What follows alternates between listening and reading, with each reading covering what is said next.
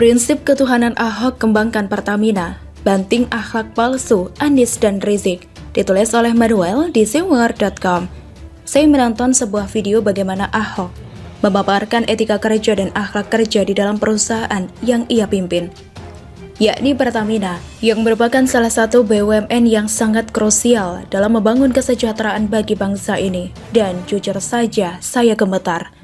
Saya gemetar sekaligus kagum dan takjub dengan cara Ahok memaparkan visi dan misi, dan juga mengajarkan kepada bawahannya tentang etika kerja. Etika kerja yang dipaparkan Ahok mengutamakan Tuhan dalam prinsip kerjanya. Tentu, sebagai orang yang dicap minoritas, Ahok ini sangat mentereng dan sangat mencolok. Konsep tentang Tuhan yang ia yakini dan yang ia bagikan kepada bawahan di Pertamina menunjukkan betapa ia matang dalam melakukan usaha. Ini sekaligus membuat Anies dan Rizik minder. Anies dan Rizik memang memiliki ciri khas dianggap orang yang sangat beragama, sangat berakhlak. Kalau ngomong juga mantap dan meyakinkan. Tapi, kalau dilihat-lihat secara jujur, tidak ada Tuhan yang mengendalikan hidupnya, seolah tidak ada ruang yang mereka berikan kepada Tuhan.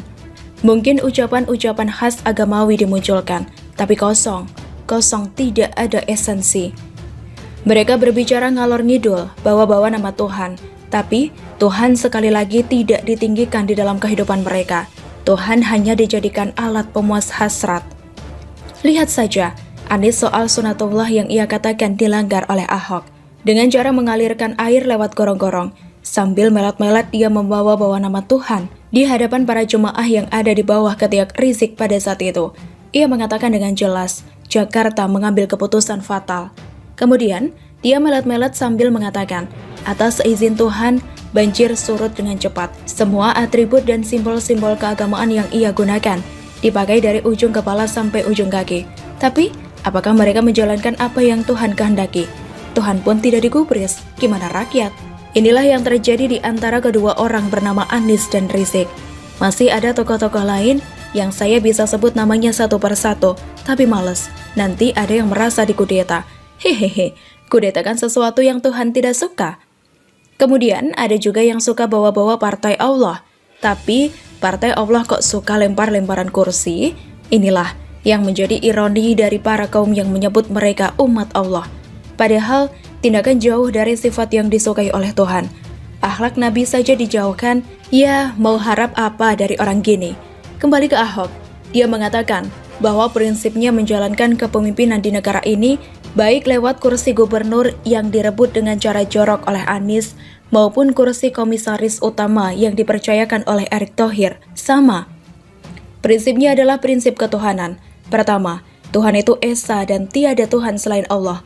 Prinsip universal ini sering sekali kita dengar di televisi dan depan rumah untuk warga Jakarta dan sekitarnya. Prinsip universal ini adalah prinsip yang uniknya justru dijalankan oleh Ahok ketimbang Anies dan Rizik. Lucu ya? Ahok menjalankan prinsip ini dengan derivatif yang sangat baik. Kalau percaya tidak ada Tuhan selain Allah, dia mengatakan bahwa manusia jangan pernah takut sama manusia. Menurut Ahok, jika kita takut sama yang lain kecuali Allah, maka itu yang akan mengubah dan mendrive hidup Anda. Dari sini kita bisa melihat bahwa prinsip universal ini bukan eksklusif milik agama tertentu. Kalaupun ada nabi yang awalnya menyuarakan hal tersebut, ia mengatakannya untuk kemaslahatan seluruh manusia, bukan hanya untuk kaumnya. Buktinya, Ahok pun terinspirasi oleh Nabi Muhammad. Saya bersuka cita dan menyambut baik saat kita melihat bahwa seorang komisaris utama yang agamanya Kristen mengatakan di depan umum bahwa ia terinspirasi oleh ajaran baik Islam yang universal. Gus Menteri Yakut juga terinspirasi kepada ajaran damai universal Kristus. Betapa indahnya Indonesia dan dunia ini jika banyak orang beragama yang saling menghargai dan saling terinspirasi oleh ajaran agama lain dan membangun Indonesia lebih jauh lagi. Sekaligus ironis, melihat orang-orang yang ngaku beragama justru merusak, macam Anies, Rizik, pendeta palsu, dan lain-lain. Begitulah miris-miris. Goreng terus, Andi Arief tak percaya Jokowi tak tahu isu kudeta AHY. Ditulis oleh Sardi di sewar.com. Pengurus DPP Partai Demokrat Andi Arief mengaku tak percaya Jika Presiden Jokowi tidak tahu persoalan pengambil alihan kekuasaan kepemimpinan AHY sebagai Ketua Umum. Alasannya adalah isu tersebut sudah berlangsung 1 bulan dan menyeret nama Muldoko. Terus terang, kader Demokrat dan kami yakin sebagian rakyat masih tidak percaya Pak Jokowi tidak mengetahui atau terlibat pengambil alihan pimpinan Partai Demokrat, kata Andi Arief. Andi Arief percaya bahwa Jokowi sudah menegur Muldoko yang diduga terlibat gerakan pengambil alihan kekuasaan Partai Demokrat. Meski demikian, teguran tersebut bukan berarti sikap Muldoko bertentangan dengan demokrasi. Soal pengambil paksa Demokrat kami percaya Pak Jokowi sudah menegur Pak Muldoko. Cuma, apakah tegurannya karena bertentangan dengan demokrasi atau karena gagal? Katanya, pinternya menyeret Jokowi. Mau memframing dengan pertanyaan agar main aman, seolah ada pilihan atau kemungkinan kalau Jokowi marah karena upaya ini gagal.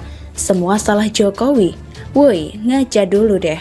Play victim seperti ini terlihat sangat menggelikan dan pengecut. Masalah internal jangan dicarikan kambing hitam di luar partai. Tuh, biang keroknya adalah menurut kader senior yaitu SBY dan AHY. AHY katanya ditunjuk sebagai ketua umum dengan cara yang dipaksakan. Mereka tidak puas sehingga mau mengadakan KLB. Sayangnya, KLB harus mendapat persetujuan dari SBY, yang artinya KLB sulit terwujud selagi SBY masih ada di sana. Dan SBY pasti akan lebih memilih anaknya. Menyetujui KLB sama saja menjerumuskan AHY dalam posisi terjepit.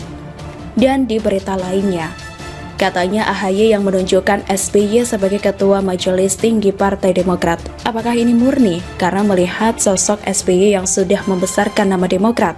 Atau karena ingin menjadikan SBY sebagai benteng pertahanan terakhir untuk meloloskan diri dari ancaman KLB? Kalau benar, misalkan ini benar, maka ini namanya upaya meraih kekuasaan dengan cara yang pintar, sekaligus melindungi posisi agar tidak goyah. Kalau kader lain yang berpengalaman sih masih bisa dimaklumi, sedangkan AHY ini masih terlalu muda, tapi diorbitkan dan melangkahi banyak hal seolah dia ini sangat hebat. Ingat, pertempuran pertama di Pilkada DKI langsung tumbang di putaran pertama. Kesan pertama yang begitu memalukan. Kalau begini caranya, malah jadi berharap KLB diselenggarakan biar kita bisa lihat bagaimana mereka gigit jari dan mewek massal. Toh, Jokowi apapun ceritanya, tetap terseret dalam pusaran arus prahara di dalam tubuh Partai Demokrat. Harusnya Andi Arief jawab dulu tudingan kepada SBY yang mengkudeta ketua umum yang dijabat Anas Urbaningrum saat itu. Bukannya pura-pura tak tahu, lantas menyeret orang lain yang tidak tahu apa-apa. Memangnya Jokowi ada urusan apa dengan Demokrat? Kalau saya sih mau kudeta, ya pasti kudeta partai besar, atau minimal partai 3 besar. Ngapain kudeta partai kecil yang sedang jeblok? Urusan negara jauh lebih penting daripada urusin Partai Demokrat.